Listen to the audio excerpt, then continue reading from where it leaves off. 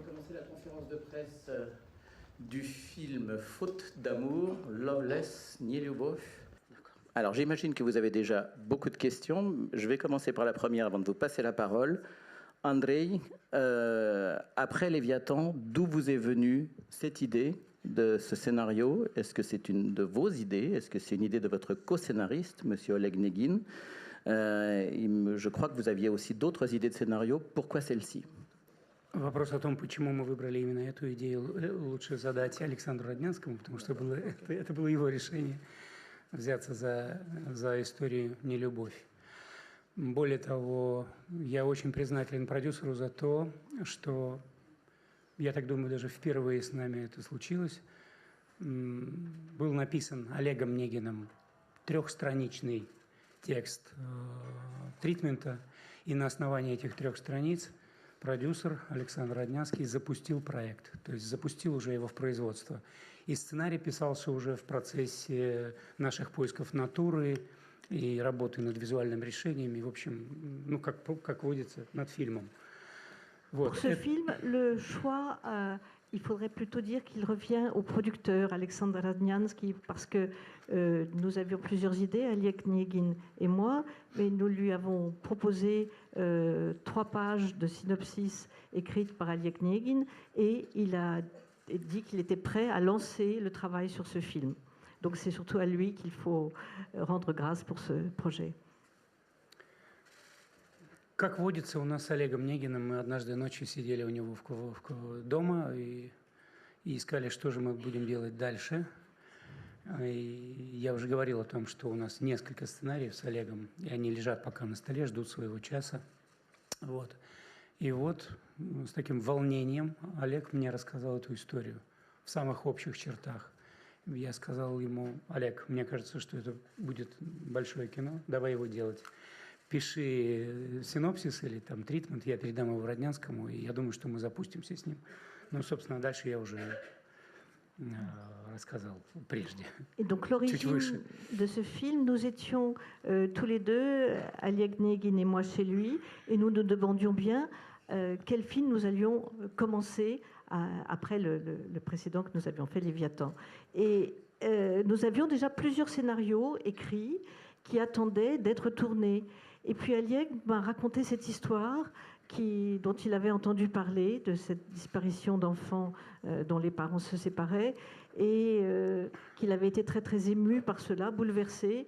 Et je lui ai proposé, écrit un synopsis, et on le propose à Alexandre Radnyansky. Et voilà ce qui s'est passé.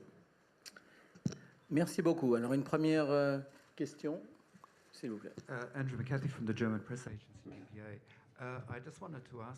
Je voulais demander au réalisateur si c'était très difficile de financer le film compte tenu de la situation économique et politique en Russie à l'heure actuelle. Et est-ce difficile à l'heure actuelle de tourner des films en Russie? Вообще говоря, это опять вопрос к Александру Роднянскому, потому что, признаюсь честно, я вот в счастливой ситуации обретаюсь уже третью картину, Елена, Левиафан и «Нелюбовь». Я совершенно никак не думаю, ни наша группа особенно не думает о том, будет ли у нас финансирование и откуда оно возьмется и хватит ли нам. Вот. Мы вполне комфортно чувствуем себя, слава богу. Я очень рад, еще раз повторю, признателен продюсеру за эту роскошь комфорта. Все 3 объекта, которые вы видите в картине, квартиры Жени с Борисом, семьи Слепцовых, Антона, даже квартира Антона, это все построенные в декорации объекты. Вот. Так что контекст российского кино мне, к сожалению, в полноте во всей неизвестен. Je vais d'abord répondre à la première question. Pour le film, ce film en particulier, cette question doit être posée à Alexandre Radnyansky, parce que moi j'ai la chance de travailler dans des circonstances extrêmement confortables, c'est-à-dire que c'est lui qui règle tous les problèmes matériels à partir du moment où le synopsis lui a plu. Et c'est la 3e fois que je travaille avec lui, c'était le cas pour Elena et pour Léviathan. Et c'est une situation extrêmement agréable pour le réalisateur. Par exemple, les décors du film, les 3 appartements ce sont des décors donc, qui ont été construits justement parce que je les envisageais comme cela et Alexandre nous a permis donc d'avoir exactement les appartements, les 3 appartements que je voulais filmer. А положение дел в индустрии, правда, лучше будет, если Александр Роднянский расскажет. Let me answer to your question. Je vais répondre donc à votre question en anglais, ce sera plus simple. Donc, Leviathan a provoqué une grande réaction en Russie. Donc, j'ai décidé de faire dorénavant des films sans implication de l'État et sans soutien de l'État. Le ministre de la Culture en Russie, en fait,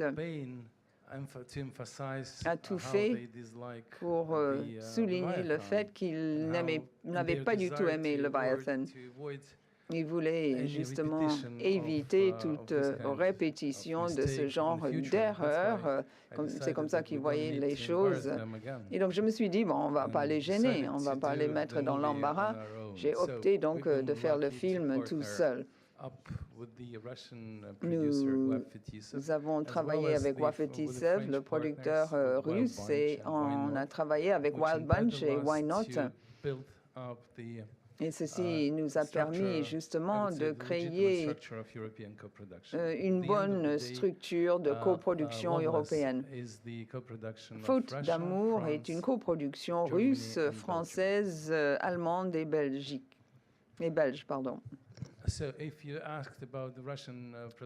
Vous m'avez posé la question par rapport à la production des films en Russie en général. D'un côté, il y a donc le soutien de l'État, qui est une source importante de financement pendant très longtemps. Et encore de nos jours, ce soutien de l'État joue un rôle prépondérant, mais les choses changent un tout petit peu. Je vais vous citer un exemple, par exemple. On a un festival à Sochi et il y a 9 films en compétition qui ont été financés sans soutien officiel. Nous avons une nouvelle génération de réalisateurs qui essayent, qui font de leur mieux pour changer le modèle économique afin de faire leurs films tout seuls. Monsieur. Je viens de Hongrie, j'ai 2 questions à vous poser. Pour Monsieur Zvagintsev, il y a une scène importante dans le film avec la grand-mère. Comment est-ce que vous avez conçu cette scène? Et pour Monsieur Kretschmann, à l'ouverture du film, on voit une scène très parlante. Il y a un paysage avec beaucoup de neige sur les branches des arbres, une neige profonde un peu partout.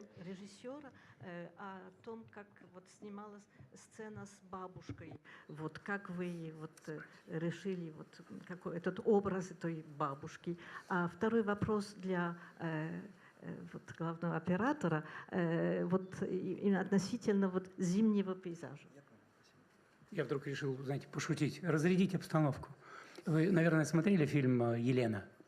Вот по мне так это просто одичавшая, совершенно одуревшая Елена. Вот это наша бабушка.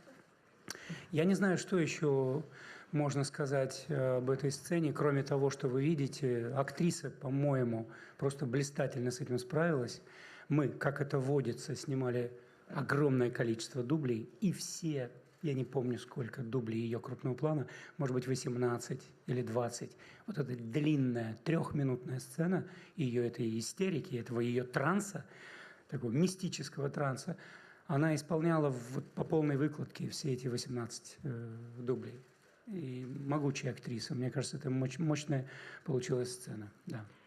J'ai voulu dans cette scène créer une atmosphère différente, un petit peu quelque chose en partie amusant, étonnant, satirique. Et j'ai eu la chance d'avoir une actrice exceptionnelle qui a joué cette scène qui devient presque une scène de transe à la fin de ce moment. Et il y a eu peut-être, on a refait la scène, on l'a retournée peut-être 18 fois, et chaque fois, elle était aussi magnifique. Вообще удивительное дело, в самом первом замысле еще, в тритменте этот персонаж был совершенно другим, в том самом смысле, что это был мужчина, близкий родственник, дядя, кажется. И как-то очень скоро стало понятно, что... Dans la première version du scénario, en fait, ce personnage était très différent. D'abord, c'était un homme, et puis c'était sans doute un parent éloigné, un oncle ou un cousin éloigné. Et on s'est rendu compte, en réécrivant le scénario, que ça ne fonctionnait pas. Как-то очень скоро стало понятно, что это, конечно же, должна быть мать. Et on a vite compris qu'il fallait que ce soit la mère de Genia, de la mère. Михаил? Да, что касается вступительных планов в фильм заснеженных пейзажей, то их изначально не было в сценарии. То есть это абсолютное решение режиссера. То есть впервые, когда он позвал на первую сборку монтажа, они там были. И эта тема еще была неожиданна, что снимались они достаточно спонтанно, в том смысле, что когда нас накрыло снегом в конце октября, и мы этого совершенно не ожидали, то Андрей попросил снять несколько пейзажей. То есть мы сняли там порядка 10-12 пейзажей, которые вдруг впоследствии стали входом в фильм. En fait, le paysage, au début, n'était pas vraiment prévu dans le scénario.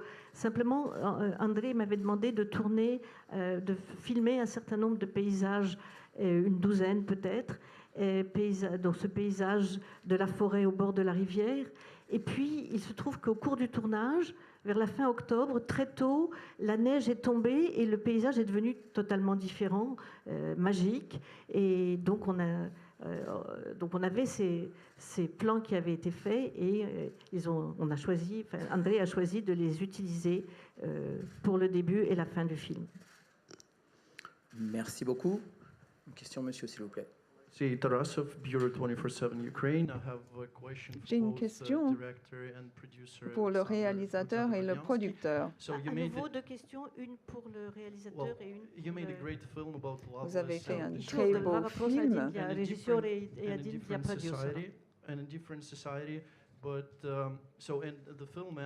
Le film termine avec une sorte de propagande russe. On voit l'armée ukrainienne qui est censée tuer des civils, des membres de la population civile tout à fait innocents. Est-ce que cette propagande était choisie par rapport à un public international très sophistiqué? Vous dites que Вы говорите, что эти кадры, что в конце вашего фильма показывают по телевидению новости и о том, что происходит на востоке Украины, бои, потому что идет конфликт, и, конечно, слышится голос пропаганды российской власти. Думаете ли вы, что вы участвуете вообще вот в этой работе пропагандистской, вот когда вот снимаете такой? Я понял вопрос. Без сомнения, нет. Вы видели картину «Левиафан», вы можете провести какую-то преемственность взгляда на происходящие события вокруг нас, я имею в виду наш мир, российскую его часть, да? И наших соседей. Вы из Украины, я так понял, да? Мне кажется, совершенно понятна интенция авторская и отношение к этому персонажу, скажем, я говорю о Киселеве. Вот. Моя глубокая убежденность в том, что если отбросить шоры пропагандистского собственного взгляда на вещи, политизированного взгляда на вещи, то можно будет увидеть, что в этой концовке нет никакой пропаганды, а исключительно констатация факта, происходящего с нами. Donc je pense que si vous avez vu le film Léviathan, vous savez un peu comment je me situe par rapport au pouvoir. Et on peut dire que ce passage dans le film est un peu l'héritier, la suite de ce qui a été montré dans le film précédent. Il n'y a pas la moindre propagande, au contraire, simplement dans cet épisode où on voit ce qui est montré à la télévision, je montre la réalité dans laquelle vivent les personnages. Let me add, this film is a capturing of Ce Russian film life. vous montre la vie et la société russe à l'heure actuelle et les anxiétés But it's russes. not limited to Russia. Mais ce film ne se It's not limite pas à la specific to Russie. Il n'est pas I believe it is spécifique à la very Russie. universal, Je pense qu'il s'agit d'un and that's film an très important universel. issue. And Andrei, André, as an artist, is en always tant qu'artiste, investigating the human nature with no étudie la borders. nature And I humaine believe qui if ne you look connaît pas de around frontières. yourself, Si vous in regardez the autour country de of Ukraine, vous, my native country quel as que well, soit le you pays, would find a lot of vous families allez and trouver people beaucoup de living like the familles et de characters in gens the qui movie. vivent comme les personnages que that's vous the voyez most dans le important film. issue. Et c'est ça qui And if compte. you look around only with an idea to find the way how to Si promote your view, which is very much dans un framed film, on the vous view, cherchez let me uniquement à say that, politically promouvoir votre correct from propre your point de of vue, quelque chose de très position, politiquement it would never correct à happen. vos yeux, ça ne va jamais What marcher. Zvyagintsev does is always against Ce que fait André, look at the reality. c'est d'essayer de And voir that's la why it's réalité au always sens about people, large but du not terme. politicians. Il parle des And that's hommes, why des the way femmes, politicians pas never des, like these des hommes movies. politiques. C'est pour ça que les hommes politiques n'aiment jamais Merci. ces films, d'ailleurs. Monsieur, s'il vous plaît. Peter Palut, télévision allemande. J'ai une question à poser à Monsieur Zvyagintsev. J'étais très impressionné par les recherches qui se déroulaient dans ce bâtiment très délabré dans la forêt. Comment est-ce que vous avez trouvé cet endroit? Очень сильное впечатление произвело вот это здание вот в лесу, которое вот заброшено. Вот, что это было за здание? Как вы его нашли? Мы нашли его при помощи локейшн-менеджера, человека, которому была поставлена задача найти заброшенное здание, которое сохраняет какие-то следы жизни и полная энтропия, разрушение и так далее. Несколько вариантов было предложено, и этот нам показался интересным. Мы приехали на объект и решили, да, что мы будем снимать эту сцену здесь. Donc nous avions confié ce travail à un agent qui devait rechercher un bâtiment abandonné, mais dans lequel il y avait encore des traces de vie. Donc il nous en a présenté plusieurs et nous avons choisi celui-ci. Надо сказать, что местные жители, которые живут в соседнем доме, в единственном доме в этом ареале, жилом доме, рассказали, что последнее событие, которое происходило в этом здании, в этом кинотеатре и в Дворце культуры каком-то, значит, было в 2007, кажется, году, и это была чья-то свадьба, и мы видели следы этой свадьбы, разбитые рюмки, бокалы и другую посуду, значит, как водится на свадьбе, без драки не обходится у нас так, по крайней мере. Вот. И какие-то плакаты с поздравлениями, значит, молодоженов. Вот. Donc, ce bâtiment était ce qu'on appelait en URSS un palais de la culture, donc une salle de cinéma et une salle des fêtes. Et le dernier événement qui avait eu lieu dans ce bâtiment, c'était un mariage qui avait été fêté là. Et en 2007, il y avait encore des traces de ce mariage. Il y avait encore des verres cassés, des panneaux souhaitant le bonheur aux jeunes mariés. Donc il y avait encore des traces de cette fête qui avait eu lieu là. On a avec nous aussi les deux acteurs principaux. Donc une question d'abord, avant de leur passer la parole, une question pour Andrei. Comment les avez-vous choisis? Alors pour Monsieur Rosin, c'est un peu plus simple. Il était déjà dans Léviathan et dans Elena. Et pour Mariana Spivak, comment avez-vous choisi et trouvé vos acteurs? Как вы выбрали своих артистов, Андрей? Удивительное дело. Но с Алексеем мы давно знакомы. Вот. И с Марьяной случилось так, что первый же день кастинга, было где-то в феврале, и первый актер, который был приглашен на знакомство, это была именно Марьяна.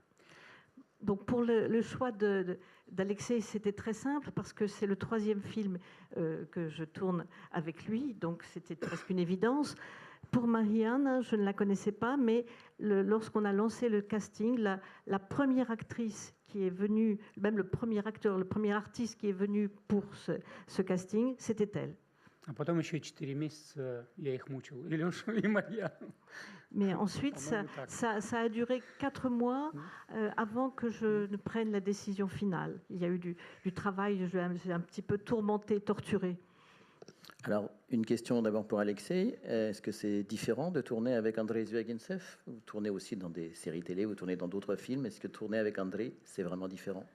Сниматься с Андреем, у Андрея это вот не такая же работа, как работать с другими режиссерами в сериалах, например. Безусловно, сниматься у Андрея совсем не такая же работа, как сниматься с другими режиссерами. Ça n'a rien à voir.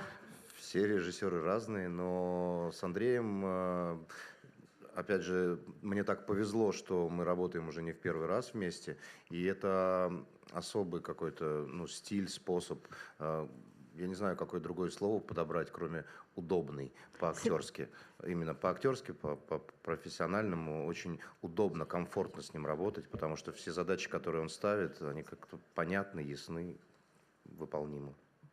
Bien sûr, tous les réalisateurs sont différents, mais bon, moi j'ai la chance de travailler avec Andrei pour la 3e fois, donc je suis habituée, mais dès le premier film, j'ai trouvé que c'était vraiment un réalisateur qui permettait aux acteurs d'avoir des conditions de travail confortables. C'est très pratique. Il sait nous amener à ce qu'il veut obtenir de nous par la douceur. Et pour vous, Mariana, c'est votre premier grand rôle au cinéma. On vous connaît surtout comme actrice de théâtre, mais aussi dans des séries. Est-ce que pour vous, c'est vraiment quelque chose de tout nouveau de voir, en étant l'actrice principale du film, de voir tout ce que fait Andrei autour des acteurs? Oui, vous devez снимать. Vous comprenez? Конечно, первая работа для меня в большом кино, и сразу такой большой старт, такой вертикальный взлет, не знаю, как это назвать, но работа с Андреем Петровичем это большое счастье для артистов, причем артистов не только главных ролей, а артистов эпизодов в том числе. Просто присутствовать на площадке в этой группе, в которой все, начиная от главных на площадке режиссера-постановщика, художника-постановщика, оператора, и заканчивая буфетом и рабочими, которые все делают одно дело с такой любовью, с таким желанием, чтобы это получилось прекрасно, по-другому, как только счастьем, это назвать нельзя. C'est la première fois que je tourne dans un grand film et que j'ai le premier rôle. Donc effectivement, c'est très impressionnant pour moi et aussi de tourner avec un tel réalisateur et une telle équipe. Toute l'équipe, justement, travaille avec lui et pour lui et tout est parfait jusqu'au catering. Tout est... Oui. Merci, monsieur, s'il vous plaît. C'est Roi France, PQR.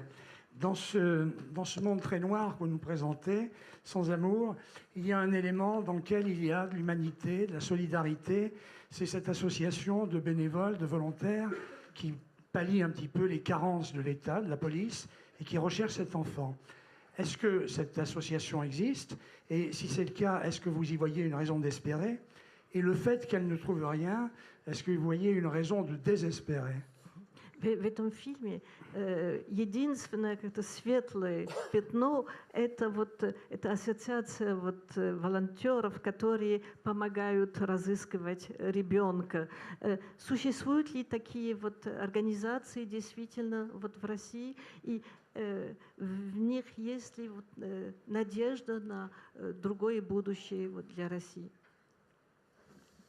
Спасибо за вопрос. Вопрос очень верный, точный относительно будущего России. Мне нравится думать об этом, о том, что действительно люди, которые занимаются этим, это действительно организация очень большая, обширная, По-моему, в Москве около 1000 волонтеров. Это волонтеры, которые работают совершенно бесплатно. Они все работают еще где-то. И если у них есть час, 2, 3 свободного времени или ночь, или следующий какой-то день, они могут все это время отдать поискам совершенно неизвестного им человека. Вот. Это удивительно, правда. Есть такие люди, значит, поисково-спасательный отряд, который называется «Лиза Алерт». Они у нас в титрах тоже указаны, мы сотрудничали с ними, они консультировали нас и даже предоставили какую-то свою технику. В ответ на это мы все обмундирование поисковиков передали им в дар, вот, поскольку они не пользуются, то есть они не получают никаких денег за это. Вот этот энтузиазм, какое-то подвижничество, я не знаю, просто героические какие-то удивительные люди. Вот. Я уж не стану сейчас говорить о цифрах. Ce sont des gens donc tout à fait bénévoles, totalement bénévoles, c'est-à-dire qui travaillent absolument gratuitement, qui donnent de leur temps dans la mesure où ils en ont. Ça peut être 1 heure, 2 heures, 3 heures, une nuit, une journée s'ils ont une journée de congé ou s'ils en prennent une. Il y en a à peu près 1000 personnes à Moscou, ce qui est donc déjà important. Donc cette association existe, elle s'appelle Lisa Alert et son nom apparaît dans le générique du film parce que nous avons travaillé justement avec cette association pour être juste, être dans le vrai.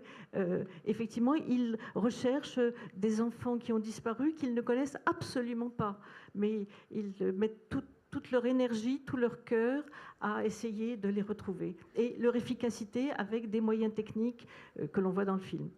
Создатель этой организации, Лиза Альерт, говорит так, у него такая есть фигура, когда он начинает беседу с кем-то, он говорит о том, что пропадает по всей России ежедневно примерно 1 Боинг, как если бы Боинг падал. Вот такое невероятное количество людей. И это только цифры, и это только исключительно цифры по обращениям. То есть если сделать какую-то экстраполяцию, вот в 2016 году 6500 людей пропали без вести. И Лиза Алерт по всей стране, эта организация действует, искали этих людей, около 80% они нашли. Вот. То есть это очень успешная организация, и просто честь им и хвала. Надо сказать, вообще замысел этот родился только благодаря тому, что мы случайно узнали о их деятельности и об истории их создания. Вот. Но сейчас это будет длинно, долго и, наверное, ни к чему. Donc c'est une association qui est d'une efficacité redoutable. Il faut savoir qu'en Russie, chaque jour, le nombre de personnes qui meurent, ce sont les passagers d'un Boeing. Donc c'est plus de 100 personnes.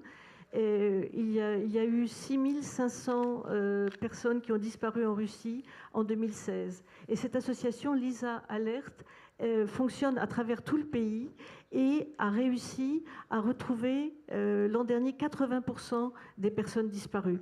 Donc c'est vraiment extraordinaire et très efficace. Merci. Madame, s'il vous plaît. Hello, Дана Мартиросян, New Mexico Magazine.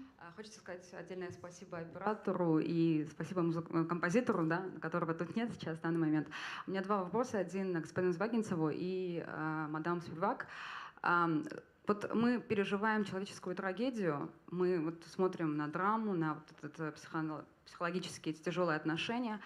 И вот в какой-то момент возникает политический такой сатирический контекст в лице Киселева или какие-то другие, да, отсылки. Вот как вы строили в сценарном плане человеческую трагедию, вот, и вот какая-то такая маленькая линия вот, политическая. И вопрос актрисе, вот как произошел переход для вас, как вы его создавали, вот этого инстаграма, женщина, которая занимается своим любовником, эпиляцией, косметолог, вот это все-все, и вот в какой-то момент она понимает, что хоть нелюбимый, но ребенок вот потерялся, вот этот переход для вас, как вы его создавали, если вот... Donc, 2 questions, Спасибо. Une pour le réalisateur et une pour l'actrice. Pour le réalisateur, donc, il y a d'une part l'histoire de ce couple, de cette famille, et puis par ailleurs, il y a le monde qui les entoure, justement la Russie actuelle qui apparaît à différents moments, et à la télévision et ailleurs. Comment vous avez réussi à combiner les deux éléments. Et pour Marianne, comment se passe pour elle quand il y a la découverte de la disparition de son fils par rapport à tout ce qu'elle a vécu avant? On la voit donc dans son métier, avec ses amis, avec son amant, dans ses soucis, et puis ensuite de la vie quotidienne, et puis la tragédie qui arrive. Я начну.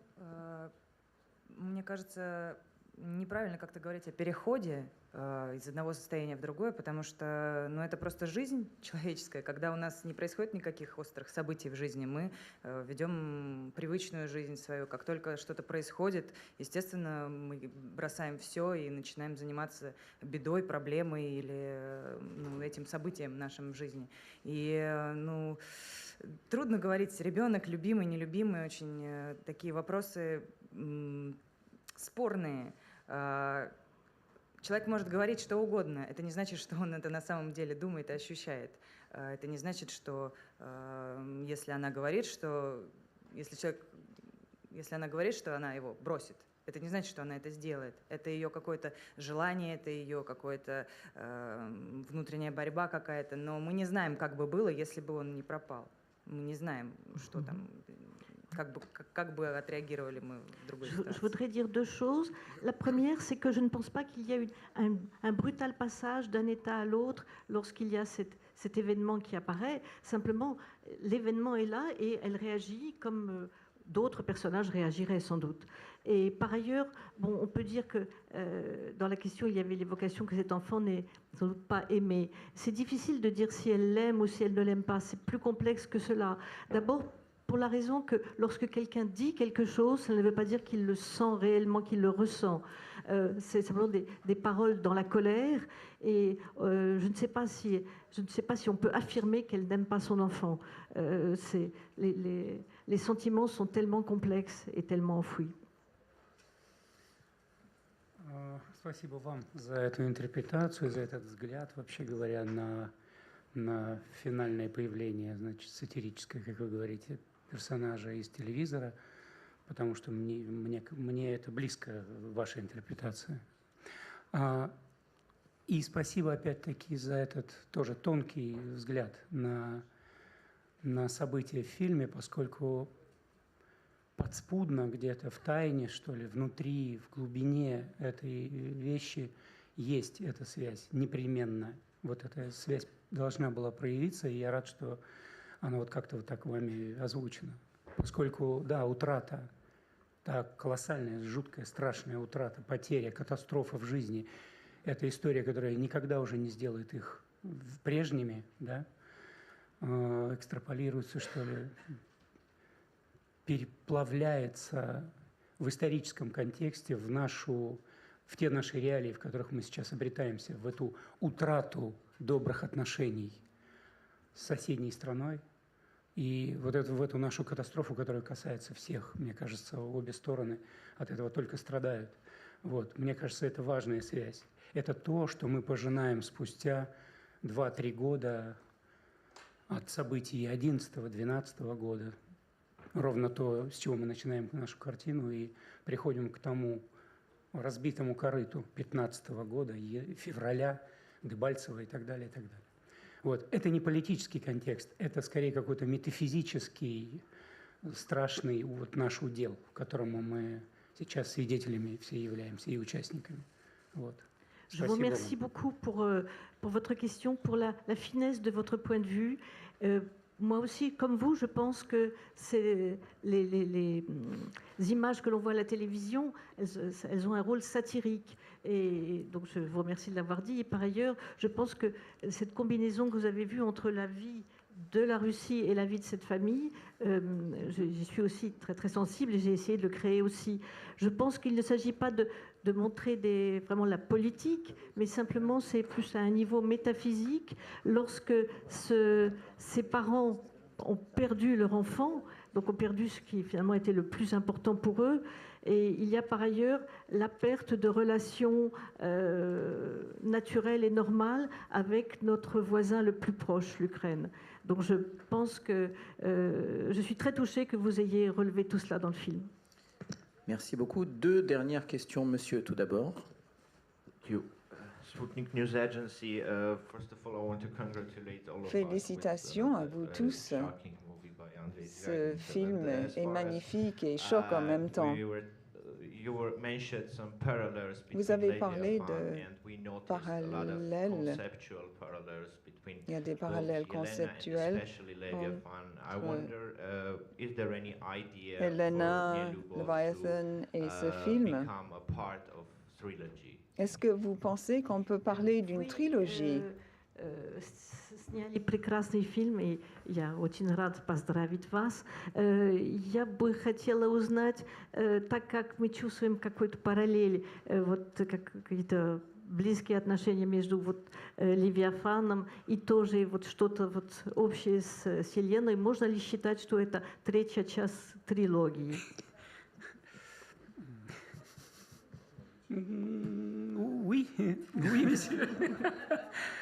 Я не знаю, это просто мы читаем одну и ту же книгу, и вот еще у нас впереди много страниц, я надеюсь. Так что не знаю, как ответить на это. Кто-то сказал, знаете, режиссер снимает один и тот же фильм. Закончил, продолжил спустя 3 года. Я надеюсь, что мы продолжим чуть раньше следующую картину. Я очень надеюсь. Certains disent que un réalisateur tourne toujours le même film. Bon, là, vous avez discerné une trilogie, ce qui m'enchante, mais peut-être qu'il y aura d'autres films qui vont suivre et qui vont s'y ajouter. Merci. Enfin, dernière question pour vous, madame. Здравствуйте. Вопрос к Марианне и Алексею. Если вы впервые на фестивале, то вот ваше первое впечатление, когда вы приземлились, пролетели первые дни, как прошли? И вопрос к Андрею Петровичу. Тяжело ли снимать фильм, зная, что его ждет весь мир, ждут Канны? Мешает ли это, или вы об этом как-то постараетесь не думать? La première question s'adresse aux 2 acteurs. C'est la première fois qu'ils sont à Cannes, à ce festival, à un festival. Et donc, comment est-ce que vous avez ressenti ces premiers jours? Et la deuxième question est pour Andrei Zvyagintsev.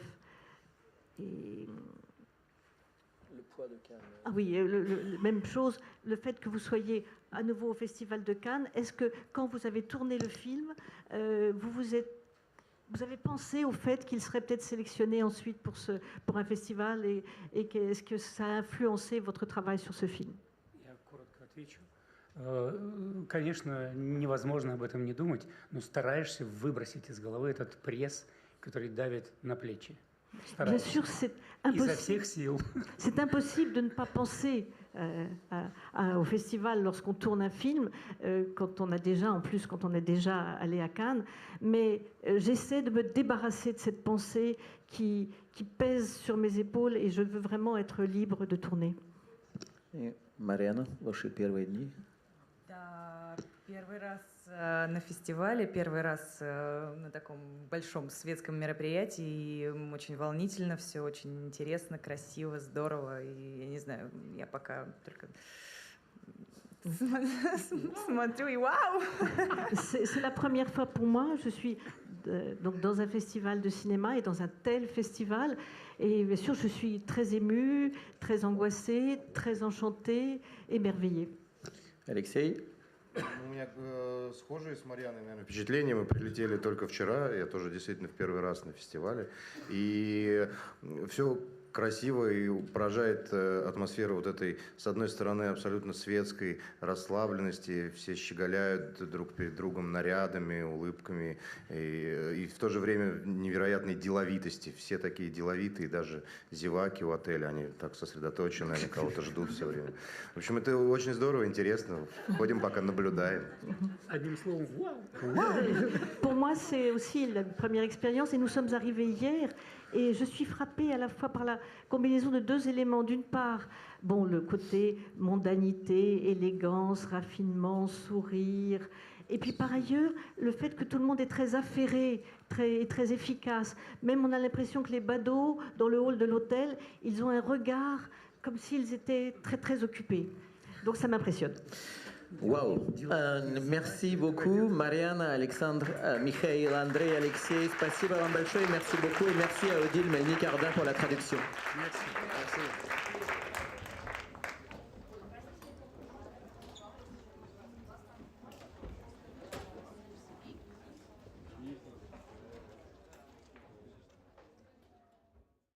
Подписывайтесь на наш канал, пишите свое мнение по этому вопросу в комментариях и ставьте лайки.